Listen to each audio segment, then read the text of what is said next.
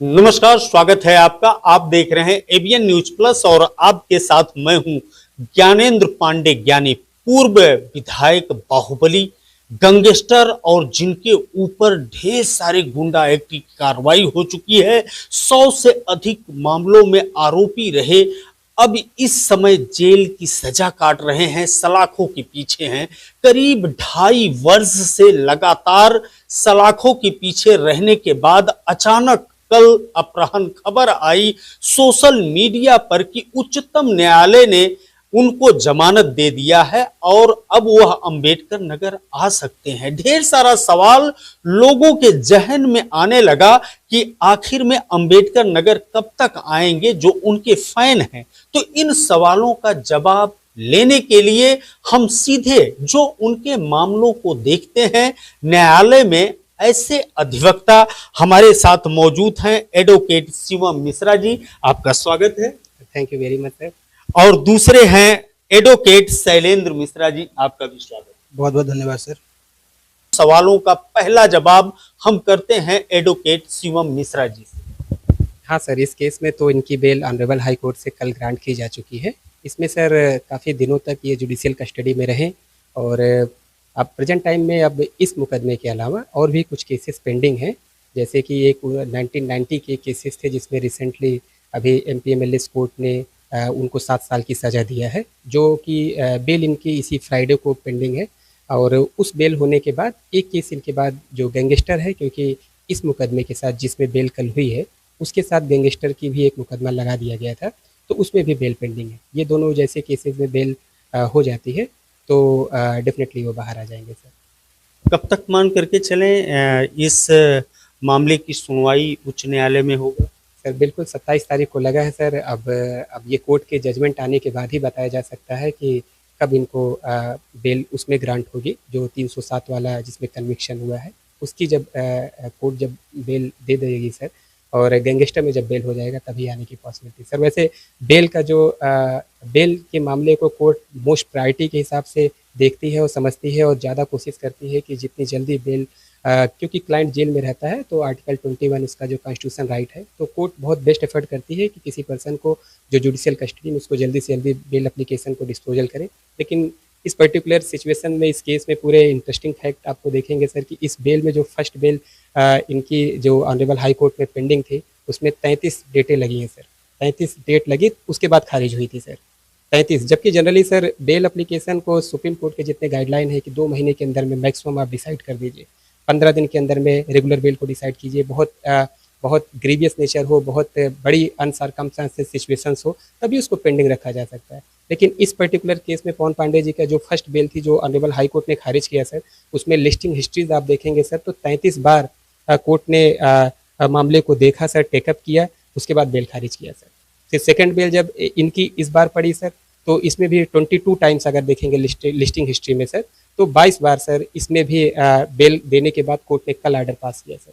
तो अब इस सिचुएशन में जो कि बेल तो जनरली 2 महीने में जो सुप्रीम कोर्ट के रिसेंट गाइडलाइन है सारे ट्रायल कोर्ट के लिए, हाई कोर्ट के लिए, कि उसमें बेल रिलेटेड मैटर को मोस्ट प्रायोरिटी मैटर में जल्दी से जल्दी डिसाइड कर देना चाहिए। अब इस सिचुएशन में सर जो चीज़ हम लोगों ने खुद ही देखा, अब उसके हिसाब से सर कोर्ट का जो भी चीज़ें रहे तो, लेकिन उम्मीद ये रखते हैं सर कि जल्दी से जल्दी जो भी जैसे भी कोर्ट बेल को ग्रांट करेगी तो डेफिनेटली हम लोगों के साथ होंगे सर। शिवम जी, आप विधायक पवन कुमार पांडे के मामलों को न्यायालय में पैरवी करते हैं। ये उनके जीवन का बड़ा दुरूह काल मेरे ख्याल से रहा। एक लंबा सफ़र उनको जेल के सलाखों के पीछे तय करना पड़ा। कितने समय से वो जेल में है? सर 3 नवंबर 2023 से वो जुडिशियल कस्टडी में है सर, और लगभग 2 साल 5 महीने हो गए हैं। तो तब से जुड़े, ऐसा नहीं है सर कि पवन कुमार पांडे जी पहली बार जेल गए। इसके पहले भी बाबरी मस्जिद के कांड में, इसके पहले भी और क्रिमिनल केसेस था उन्होंने फेसेस किया, कई में कुटल हुए सर। लगभग उम्र के पड़ाव को देखते हुए शायद इस समय का जेल यात्रा, उनका पैनिक उनको महसूस हो रहा हो। सर जहाँ तक मैं उनसे मिला हूँ तो उनका विल पावर बहुत स्ट्रांग है सर। मैं कई बार मैं गया था फतेहगढ़ भी, मेरी मुलाकात हुई यहाँ पे भी जब जेल में थे सर, तो उनका विल पावर एक चीज़ें हैं सर कि और लोगों के कंपेयर में उनका विल पावर बहुत स्ट्रांग है। और सर मुझे नहीं लगता कि उनके लिए जैसा ऐसा पहली बार नहीं था, उन्होंने कई चीज़ें सेक्रीफाइस के पहले भी कई केसेस में वो जेल में रहे, बाद में कुटल भी हुआ। तो बहुत ज़्यादा, लेकिन सर हेल्थ के कॉन्साइन से बिल्कुल हम लोग यही एक्सपेक्टेशंस करते हैं, उनके जितने भी फैंस हैं ये सारे के सारे जल्दी से जल्दी बाहर आए और बहुत हम लोग के बीच में रहें सर। आपने एक शब्द बोला, विल पावर बहुत मजबूत है। शायद यही विल पावर के कारण ही उनको जेल यात्रा करनी पड़ी। सर वो बात के भी बहुत कड़े हैं, अगर जो चीज़ें सही हैं अब वे तुरंत आपके सामने स्ट्रेट फॉरवर्ड बताएंगे और बोलेंगे। अब सर जो भी चीज़ें हैं ये भी एक रीज़न हो सकता है कि चाहे वो पॉलिटिकल इश्यूज़ के मुद्दे पे भी हो, जो चीज़ गलत उनको उनके हर आदमी का सोचने का तरीका अलग-अलग होता है। तो नहीं, जो राजनीतिक समीक्षक मानते हैं कि सुल्तानपुर में उनके द्वारा दिया गया भाषण उनके लिए शायद नासूर साबित हुआ। उसके बाद सरकार ने इस तरह से भ्रिकुटी तानी कि उनको सलाखों के पीछे जाना पड़ा। एक प्रखर वक्ता होने के कारण, एक मजबूत विल पावर होने के कारण शायद उनके जीवन में संकट उत्पन्न करने के लिए काफ़ी रहा है। सर ये बातें तो बहुत सही तरीका सिर्फ वही बता सकते हैं, मैं तो उनका केसेस से रिलेटेड चीज़ें देखता हूँ। तो लेकिन ये भी कारण हो सकता है सर, आपके पास भी आप एक बहुत अच्छे सर यहाँ पे आप पत्रकार हैं, सब लोग आपको जानते हैं, यहाँ के पीपुल्स के बारे में सही चीज़ें भी आपको पता है, तो अगर आप ये चीज़ें कह रहे हैं तो डेफिनेटली इसमें भी सच्चाई ज़रूर है सर, ऐसी बातें नहीं। लेकिन ये चीज़ें सही जवाब उसका वही बता सकते हैं जब पवन पांडे जी आएंगे। लेकिन ये बातें बिल्कुल सही भी आप कह रहे हैं सर कि अगर जो मैंने आपको बताया कि बेल एप्लीकेशन बहुत जल्दी से जल्दी डिसाइड हो जाता है उसमें, लेकिन इस पर्टिकुलर सिचुएशन में अगर आप दोनों बेल एप्लीकेशन मानेंगे सर, तो पहली बेल एप्लीकेशन जो ऑनरेबल हाई कोर्ट ने खारिज की वो 33 लिस्टिंग डेटेज रखी, दूसरे में जिसमें बेल दिया उसमें 22 दिया, दोनों को मिला लिया जाएगा तो 50 से ज़्यादा समय तक वो मामला चला सर। और जो बेल है सर, बेल बहुत अलग है, बेल के लिए सुप्रीम कोर्ट ने bail is rule jail is exception, jail bail के समय जब कोर्ट वहाँ पे सर देख भी रही थी तो बेल का मतलब सिर्फ उनको डिसाइड करना है, वहाँ पे ट्रायल नहीं चल रहा है सर। 55 लिस्टेड अगर आप देखेंगे 55 बार कोई जज किसी मामले को सुन रहा है, इतने में सर तो पूरे मुकदमे का फैसला भी हो जाता है। कई ऐसे केसेस हैं जिसमें 55 ट्रायल में 40 से 50 ट्रायल में पूरे मुकदमे का जजमेंट आ जाता है, लेकिन इस सिचुएशन में केवल बेल में ही इतने समय लगा। तो बिल्कुल ये सारी चीज़ें सर एक, लेकिन जुडिशरी एक इंडिपेंडेंट बॉडी है सर, अब ये चीज़ें हैं तो इसमें ज़्यादा इंटरफेयर, लेकिन फिर भी जो चीज़ें देखने में लग रहा है, जो चीज़ें हैं, जो चीजें अप्रत्याशित लगती हैं, जो चीजें अद्भुत लगती हैं, उसकी चर्चा अनायास ही करने पर लोग बाध्य होते हैं और वह चीज मुंह से निकल ही जाता है कि आखिर में 50-50 डेटेज बेल के लिए आखिर क्यों। यह सब सारे सवाल जो न्यायिक क्षेत्र से जुड़े हुए लोग हैं उनके भी जहन में गूंजता है। लेकिन यह बात तो सही है कि बाहुबली पूर्व विधायक पवन कुमार पांडे, जिनके ऊपर गैंगस्टर गुंडा एक्ट जैसे ढेर सारे मामलों के करीब एक सेंचुरी पार कर दिया है, उन्होंने 100 से अधिक मामलों में आरोपी रहे हैं। 1991 में पहली बार विधानसभा में कदम रखने के बाद राजनीतिक दखल अंदाजी से भी उनका सरोकार रहा है।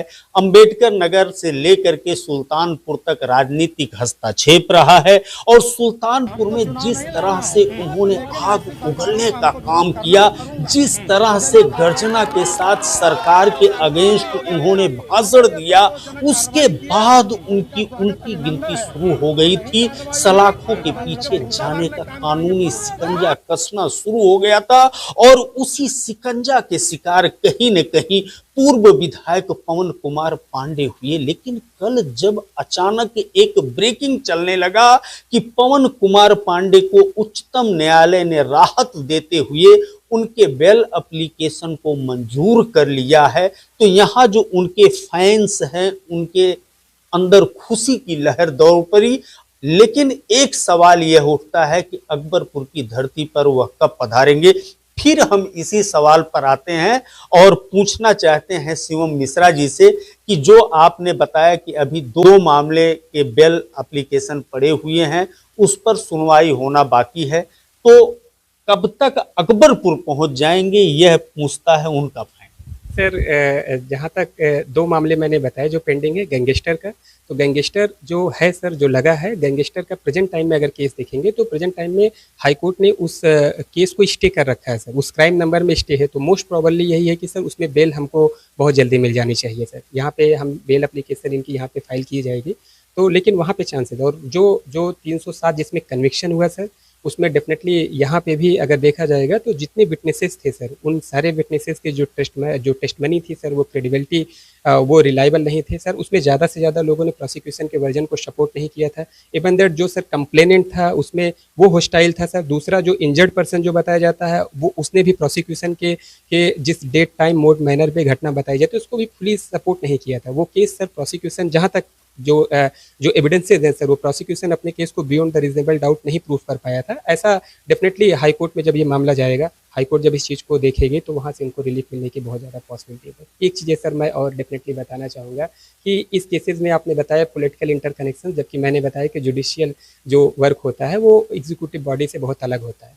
कुछ चीज़ें लेकिन सर एक लॉ स्टूडेंट के लिए, एक कानून के लिए, एक एडवोकेट्स के लिए चीज़ें सीखने वाली है कि जब कोर्ट बेल मैटर को सुनती है सर, तो बेल मैटर में कोर्ट ज़्यादा से ज़्यादा सिर्फ बेल देती है, बेल नहीं देती है। इस पर्टिकुलर सिचुएशन में जब कोर्ट के पास बेल मैटर गया, तो जो को एक्यूज थे सर, को एक्यूज की बेल मैटर में कोर्ट ने ऑर्डर किया कि आप इसको सर्किल ऑफिसर से इसकी इन्वेस्टिगेशन कीजिए। जबकि बेल मैटर में क्या है कि कोर्ट जनरली ये चीज़ें नहीं करती सर। उन्होंने सर्किल ऑफिसर से इसकी जांच कराने के लिए किया। फिर से दूसरी बार जब इस बेल को सुना तो सेकंड बेल एप्लीकेशन पवन कुमार पांडे जी का नहीं सर, इस केस में को एक्यूज थे, उसमें उन्होंने किया और उसको एसटीएफ से जांच करने के लिए किया। जबकि सर बेल के समय कोर्ट का ये ओपिनियन, ये व्यू, ये ऑब्जर्वेशन पूरी तरीके से प्रैक्टिकली बहुत ज़्यादा कानून के स्टूडेंट के लिए, लॉ मेकर्स जो स्टूडेंट हैं, जो एडवोकेट्स, उनके लिए भी एक बहुत सरप्राइजिंग क्वेश्चन है। कोर्ट के पास पावर है, डेफिनेटली कोर्ट के पास 482 सीआरपीसी में या प्रेजेंट टाइम में 528 बीएनएसएस में जो इनहेरेंट पावर है उसमें जाके या फिर रिट जुडिक्शन में कोई एप्लीकेशन दे जाता है, कोर्ट के पास तब पावर है कि फेयर इन्वेस्टिगेशन कराए या किसी इंडिपेंडेंट एजेंसी से वो इन्वेस्टिगेशन कराए। लेकिन इस मामले में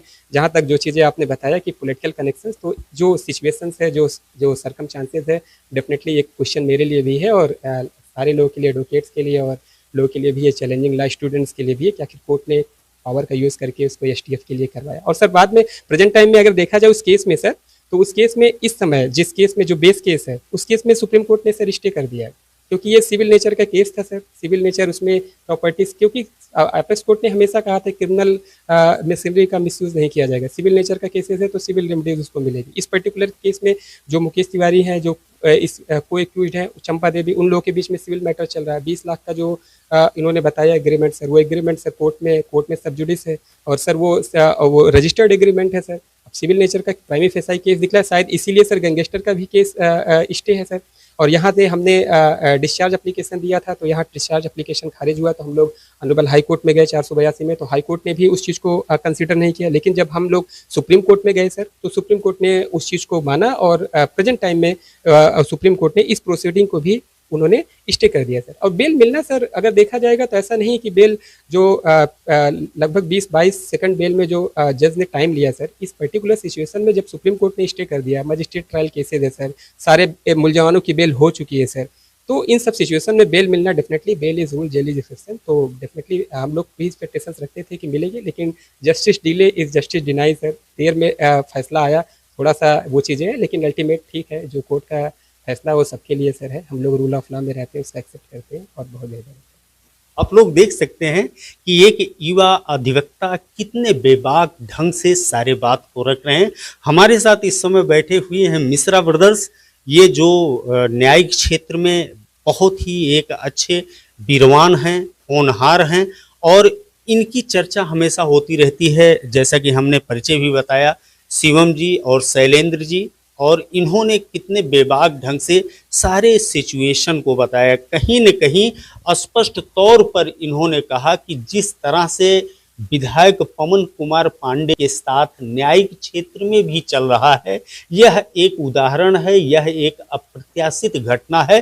कभी कभी इस तरह की घटनाएं देखनी पड़ती है कि 50-50 डेटेस बेल के लिए लगते हो। लेकिन सोशल मीडिया पर कल से जो देख रहे हैं शिवम जी, शैलेंद्र जी, कि जेल का ताला टूटेगा, शेर हमारा छूटेगा, पवन पांडे जिंदाबाद, तो और भी ढेर सारे स्लोगन, काफी उत्साह देखा जा रहा है। खौफ नाम की चीज नहीं है। जब मुकदमों की फेहरिस्त देखी जाती है तो बड़ा खौफ पैदा होता है कि 100 से अधिक आपराधिक मामलों में आरोपी होना, इतना गैंगस्टर, इतना गुंडा एक्ट। लेकिन जो उनके फैंस हैं, उनके अंदर एक अलग टाइप का प्यार देखने को मिल रहा है। हाँ सर, बिल्कुल सर, एलिगेशन है सर। ये भी जिस केस में जुडिशियल कस्टडी में इतने दिनों से है सर, लगभग 2 साल 5 महीने आपने बताया, तो उस केस में सिर्फ एलिगेशन है सर। जब तक कोर्ट ने उस किसी को कन्विक्शन नहीं कर दिया तब तक उसको गिल्टी नहीं माना जा सकता। प्रिजम्पशन ऑफ इनोसेंस हमेशा एक्यूज्ड पर्सन के साथ है। एलिगेशन आप हमारे ऊपर भी लगा सकते हैं, लेकिन जब कोर्ट इसको टेस्टिफाई करेगी तो पवन कुमार पांडे जी के ऊपर एलिगेशन भले लगे हैं सर 100, लेकिन कोर्ट ने केवल जो 307 का जो था सर, उसकी जो अपील पेंडिंग है सर, उसमें उसके अलावा और पिटी ऑफेंसेस के अलावा बाकी किसी में उनको कन्विक्शन नहीं है सर। सारे केसेस को प्रोसिक्यूशन अपने केस को beyond the reasonable doubt proof नहीं कर पाया, उसमें वो इनोसेंट है सर। तो सिर्फ एलिगेशन लगा देना किसी को नहीं बताया जाता है, लेकिन ठीक है सर जो भी सब मिलाकर के ये मान लिया जाए कि अप्रैल महीने में अकबरपुर में विधायक पवन कुमार पांडे फतेहपुर जेल से यात्रा करते हुए पहुंच सकते हैं। हाँ सर, बिल्कुल इस पे टेंशन्स रखे जा सकते हैं। जिस तरीके के केसेस हैं, जो एविडेंसेस हम लोगों के जो हम लोगों के सपोर्ट में जो डिफेंस में एविडेंसेस है, डेफिनेटली कोर्ट इसको कंसीडर करेगी और हमको रिलीफ मिलेगी। बहुत बहुत धन्यवाद मिश्रा ब्रदर्स को, शिवम मिश्रा जी, शैलेंद्र मिश्रा जी, आप लोगों ने वक्त दिया, बड़ा कीमती वक्त होता है आप लोगों का। आप हाई प्रोफाइल मामलों को देखते हैं, विधायक पवन कुमार पांडे के सारे मामलों को लगभग न्यायालय में रखने का, न्यायालय में बहस करने का, पैरवी करने का इन दोनों युवा अधिवक्ताओं के कंधे पर है और बाखूबी ढंग से इन्होंने अभी तक निभाया है और निभाते रहते हैं। इन्होंने पूरी जानकारी दिया कि आखिर में कब आ सकते हैं बाहुबली विधायक पवन कुमार पांडे फतेहपुर जेल से अकबरपुर। बहुत बहुत धन्यवाद आप दोनों लोग। Sir thank you so much. Sir बहुत बहुत धन्यवाद आपका।